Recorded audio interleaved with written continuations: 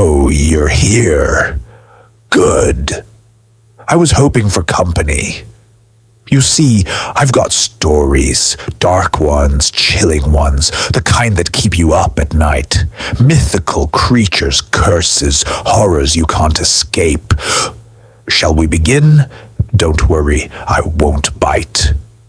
Much. In a small village in northern India, there exists an ancient legend about the Aghori Sadhu, mysterious ascetics who live by the banks of the Ganges River. These sadhus are believed to practice forbidden spiritual rituals, communicate with the dead, control souls, and curse those who offend them. Villagers believe that if you encounter an Aghori at night, you must immediately fold your hands in respect, avoid making eye contact, and never utter a single word of disrespect. If you fail, your soul might be dragged into the netherworld, never to return. Rahul, a young software engineer from Mumbai, had returned to his village to visit his ailing mother. The village, nestled on a hill overlooking the Ganges, was surrounded by lush forests and streams. Though scenic, it carried an air of ancient mystery. One evening, after attending a friend's wedding, Rahul decided to ride his motorcycle home alone. His friend Jatish grabbed his arm before he left and warned, "Rahul, don't take the riverside path at night, especially now. People have been hearing strange noises there. The villagers say it's the Aghori summoning spirits. Don't risk it. Take the longer route." Rahul laughed and patted his friend's shoulder. "You actually believe in these old stories? Seriously, I'm not a superstitious guy. What's there to worry about? Besides, I've got work tomorrow and the shortcut saves time." Jatish shook his head helplessly. "Do what you want, but remember, never disrespect anyone, especially an Aghori." The night was eerily quiet as Rahul rode down the deserted path. The rustling of leaves in the cool night breeze and the hum of his bike were the only sounds accompanying him.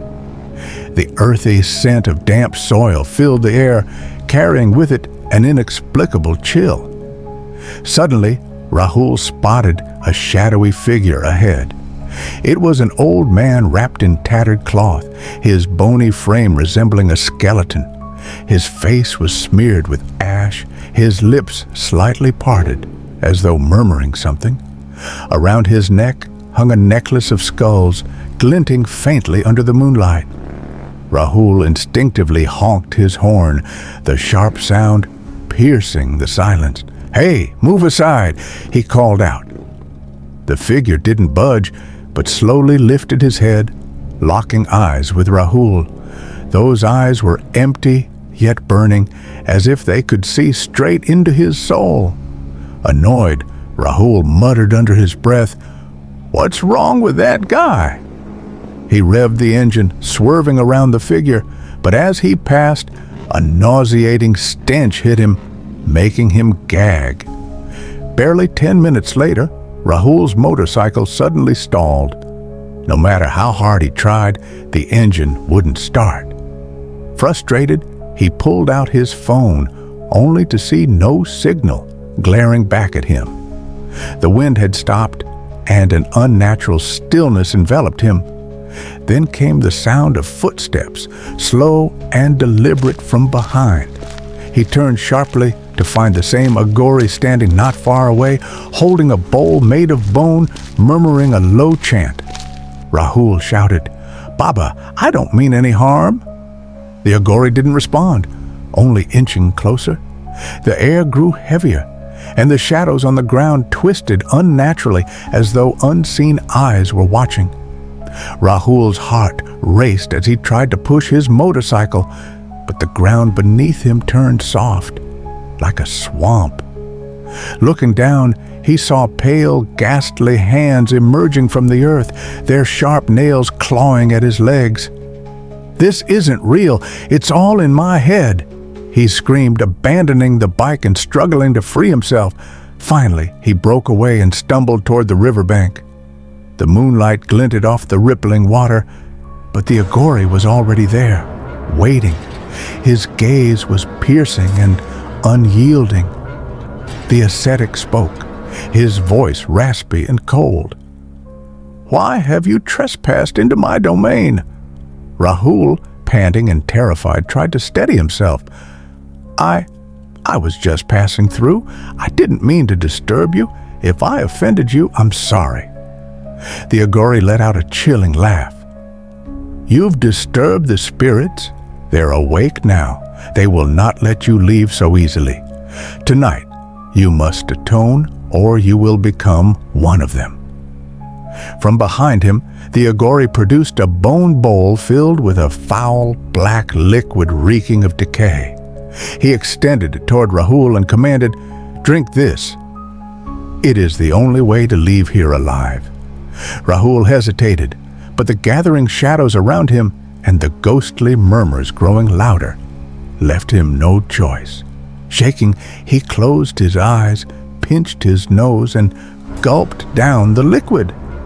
Instantly, a wave of nausea and dizziness overtook him. His stomach churned violently, and his vision blurred. He collapsed to the ground, faint whispers and sinister laughter echoing in his ears as darkness swallowed him. By dawn, villagers found Rahul unconscious by the riverbank. His clothes were disheveled, his face pale, and he kept mumbling, "The Aghori's eyes. Don't look into his eyes." The doctor's examination revealed no physical injuries, but his mental state was fragile. When Rahul returned home, he recounted the ordeal to his family. His mother's face turned pale, and she quickly gathered the village elders. One of the elders, his expression grave, said, "You were lucky to survive. The Aghori's domain is not to be trespassed. Respect what you cannot understand, or the consequences will be dire." His mother clasped his hand tightly, her voice trembling. "Rahul, there are forces in this world beyond our comprehension. We stay safe only when we respect such forces." The warnings from his family and the villagers sank deep into Rahul's heart. From that day on, he never doubted the old tales again and held a newfound reverence for the mysteries of his homeland.